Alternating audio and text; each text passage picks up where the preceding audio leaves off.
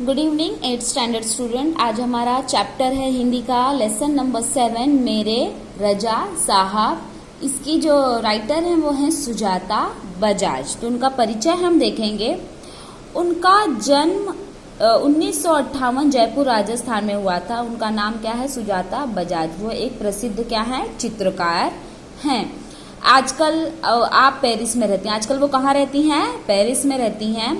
और उनके चित्र और मूर्तिकला का जो बनाती हैं वो काफी किस रंग में डूबी हुई है? भारतीय, मतलब इंडियन कल्चर से इंस्पायर रहती है।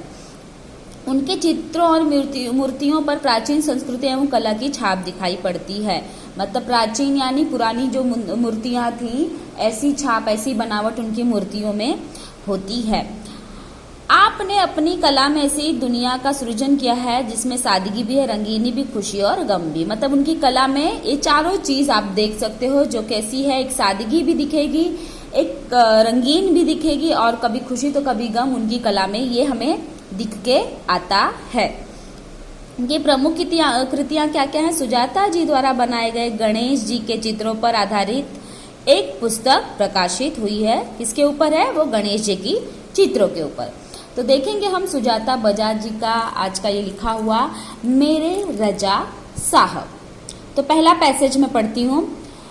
23 जुलाई सुबह सुबह ही समाचार मिला रजा साहब नहीं रहे।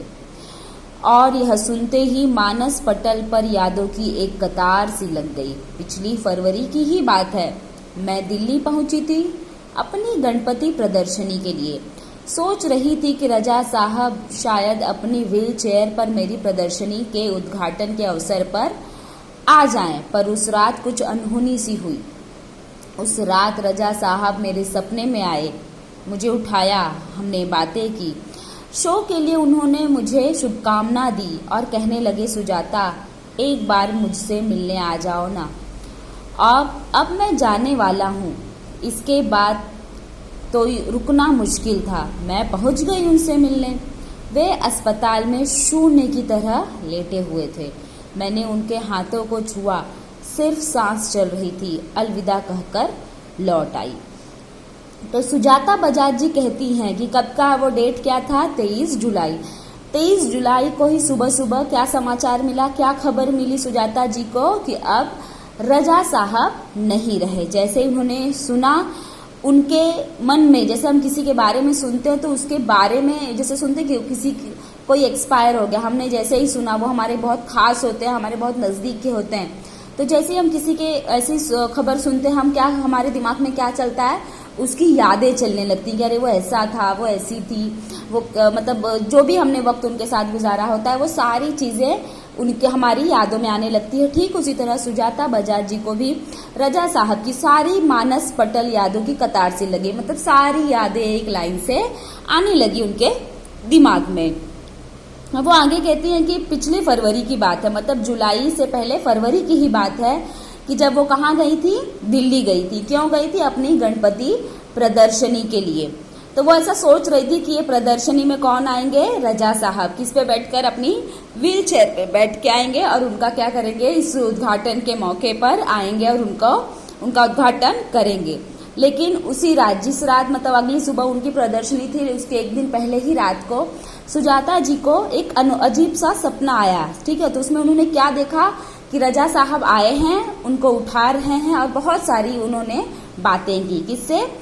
सुजाता जी से।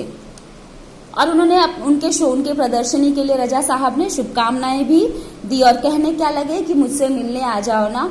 अब मैं कहाँ हूँ, क्या होने वाला हूँ? जाने वाला हूँ। और इसके बाद रुकना भी मुश्किल था। जैसे उन्होंने सपने में देखा कि रजा साहब उनको आए, उनके उठाए, उनसे बातें की, उनके शो के लिए उनको बहुत सारी बधाइयां दी और कहने लगी कि सुजाता मुझसे मिलने आ जाओ क्योंकि अब मेरे लिए रुकना मुश्किल है। अब ऐसा सपना देखते ही क्या हुआ? वो रुकना अपने आप को रोक न सकी और रजा साहब से मिलने पहुंच गई। जब वे अस्पताल में गई तो रजा साहब शून्य की तरह लेटे हुए थे। शून्य की तरह मतलब यहाँ पे जीरो आप नहीं बोलोगे, आप शून्य की तरह मतलब बिना कोई हरकत किए हुए। जैसे एक जिंदा लाश रहती है कि वो बस जिंदा तो है, उसमें सांस तो है, लेकिन वह कुछ भी नहीं कर सकती। इसी तरह रजा साहब भी अस्पताल में लेटे हुए थे। तो सुजाता बजाज जी ने उनके हाथों को छुआ तो उन्होंने क्या महसूस किया कि मतलब सिर्फ इनकी सांस चल रही है, ये ना कुछ बोल सकते हैं, ना कुछ सुन सकते हैं, ना देख सकते हैं, ये सब कुछ उनमें से सारी ये चीजें जो हो गई थी खत्म हो चुकी थी। तो सुजाता जी ने उनको अलविदा कहा, गुड बाय कहा और चली आई। ठीक है, नेक्स्ट पैसेज हम देखेंगे। रजा साहब अपने धर्म के साथ साथ उतने ही हिंदू और ईसाई भी थे। उनकी स्टूडियो में गणपति की मूर्ति, क्रॉस, बाइबल, गीता, कुरान, उनकी माँ की एक फोटो, गांधी जी की आत्मकथा व भारत से लाई हुई मोगरे की कुछ सूखी मालाएं थी।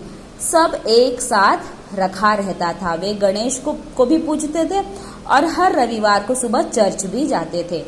अभी रजा साहब की खासियत है, रजा साहब की खासियत बता रही है यहाँ पे कि उनकी खासियत क्या थी कि वो जितने हिंदू थे, धर्म के लिए जितने हिंदूवादी थे उतने ही वो ईसाई मतलब क्रिश्चियन भी थे। ठीक है, तो उनके जो उनकी स्टूडियो थी वहां पे क्या क्या था, जैसे हिंदू थे तो गणपति की मूर्ति भी रखे थे, गणपति भगवान की, और क्रॉस, जो क्रॉस रहता है क्रिश्चियंस का वो, और बाइबल होली बुक है क्रिश्चियन का, गीता हिंदूज का, और कुरान मुस्लिम्स इस्लामिक बुक है। तो ये सारी किताबें भी, हर धर्म की किताबें भी अपने उनके स्टूडियो में रखी थी, और उनकी माँ की एक फोटो, और उसके ही साथ गांधी जी की आत्मकथा रखी हुई थी। और भारत से मतलब इंडिया से, मतलब वो इंडिया में नहीं थे, वो एट प्रेजेंट की बात कर रहे हैं कि वो दिल्ली तो गई थी उनसे मिलने, लेकिन अब वो एट प्रेजेंट कहाँ है, इंडिया से बाहर है। तो जो इंडिया से उन्होंने कुछ मोगरे के फूल लाए थे सूखे, वो उनके स्टूडियो में सब एक साथ रखा रहता था। और किसको पूजते थे, वो गणेश भगवान को पूजते थे। और हर रविवार संडे को जो क्रिश्चियन लोगों का होता है चर्च में, वो उसके लिए भी वहां पे जाते थे। थर्ड पैसेज देखेंगे। एक दिन जहांगीर आर्ट गैलरी में प्रदर्शनी देखते हुए किसी ने कहा, अरे यह तो एस.एच.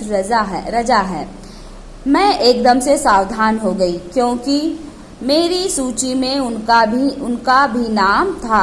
मैंने उनके पास जाकर कहा, रजा साहब आपसे बात करनी है। वह देखते ही रह गए। उन्होंने मुझे इंटरव्यू दिया, बहुत सारी बातें हुई। अचानक मुझसे पूछने लगी कि आप क्या क्या करती हैं। मैंने कहा, मैं कलाकार हूँ, मैं पेंट करती हूँ। वे तुरंत खड़े हो गए और कहने लगे, चलो तुम्हारा काम देखते हैं। अब वो बता रही हैं कि वो रजा साहब से कहाँ मिली थी। तो एक जहांगीर आर्ट गैलरी है मुंबई में, जहाँ की एक प्रदर्शनी थी, मतलब एग्जीबिशन था। तो वहां पे एक आदमी ने, किसी ने कहा अचानक से कि ये कौन, जैसे रजा साहब आए तो उन्होंने कहा ये तो एस.एच. रजा है। तो वो जो सुजाता जी थी वो एकदम सावधान से खड़ी होकर बोली, अरे लिस्ट में तो इनका भी नाम है। और वो तुरंत चली गई रजा साहब के पास और रजा साहब ने उनको अपना इंटरव्यू दिया। ठीक है, तो इंटरव्यू दिया। उसके बाद रजा साहब ने उनसे पूछा कि आप क्या क्या करती हैं। तो उन्होंने बताया कि मैं क्या हूँ, एक कलाकार हूँ और पेंट करती हूँ। तो तुरंत रजा साहब खड़े हो जाते हैं और बोलते हैं, चलिए आपका काम देखते हैं, मतलब आपने क्या क्या पेंट किया है, कैसी कैसी चीजें बनाई हैं, वो देखते हैं। उसके बाद नेक्स्ट पैसेज है। मैं सोच में पड़ गई, मेरा काम तो पुणे में है। उन्हें बताया तो वो बोले, चलो पुणे। ताज होटल के सामने हमने टैक्सी ली, सीधे पुणे पहुंचे। मेरा काम देखा और फिर कहा, आपको पेरिस आना है, आपका भविष्य बहुत उज्जवल है। जहांगीर आर्ट गैलरी कहाँ थी, मुंबई में, तो जहाँ पे वो लोग मिले थे। लेकिन जब रजा साहब ने कहा कि चलो आपका काम देखते हैं, तो वो सोची कि यहाँ पे तो मेरा कुछ लाया हुआ नहीं है, मैंने जो भी सारे काम किए वो कहाँ पे हैं, पुणे में है, ऐसा उन्होंने रजा साहब से कहा। तो रजा साहब बोले, ठीक है तो चलो पुणे चलते हैं। फिर वो टैक्सी से, ताज होटल के सामने से उन्होंने टैक्सी लिया और सीधे कहाँ पहुंच गए, पुणे। तो पुणे पहुंच के जैसे ही रजा साहब ने उनके काम को देखा, उन्होंने क्या बोला सुजाता जी से कि आपको कहाँ आना है, पेरिस आना है, क्योंकि आपका भविष्य क्या है, बहुत ही उज्जवल है। छोटी से छोटी बात भी उनके लिए महत्वपूर्ण हुआ करती थी। बड़ी तन्मयता और लगन के साथ करते थे सब कुछ। पेंटिंग बिकने के बाद पैकिंग में भी उनकी रुचि हुआ करती थी। कोई इस काम में मदद करना चाहता तो मना कर देते थे, किसी को हाथ लगाने नहीं देते थे। बड़े करीने से, धैर्य से वे पैकिंग करते थे। ठीक है, तो वो कह रही हैं रजा साहब जी के बारे में कि उनके लिए हर एक छोटी बात क्या थी, बहुत ही महत्वपूर्ण, इम्पोर्टेंट, खास हुआ करती थी। और हर काम को तन्मयता और लगन, मतलब आराम से, शांति से, मन लगा के, पूरी लगन से करते थे। ये नहीं कि जल्दी जल्दी में करके खत्म कर दे। ठीक है। तो जो भी पेंटिंग का एग्जीबिशन लगता था वो सब पेंटिंग हो जाने के बाद, एग्जीबिशन प्रदर्शनी का टाइम खत्म हो जाने के बाद जब पैकिंग की बारी आती थी तो वो पैकिंग भी उतना ही इंटरेस्ट, रुचि मतलब किसी चीज में इंटरेस्ट लेके काम करना, किसी चीज में अपना मन लगा लेना, तो वो पैकिंग में भी उतना इंटरेस्ट लेते थे। ठीक है। और कोई इस काम में मदद करना चाहे, अगर कोई उनकी हेल्प करना चाहता है ताकि लाइरा जैसा मैं पैक कर देता हूँ ऐसा कर, तो वो उनको मना भी कर देते थे। और बड़े करीने से मतलब साफ सफाई से, सही तरीके से, सलीके से और आराम से अपनी पैकिंग करते थे। ठीक है। तो आज के लिए ये पहला पार्ट मैं खत्म कर रही हूँ। इसमें आपको होमवर्क रहेगा, सारे हार्ड वर्ड्स को 5 टाइम्स लिखना है।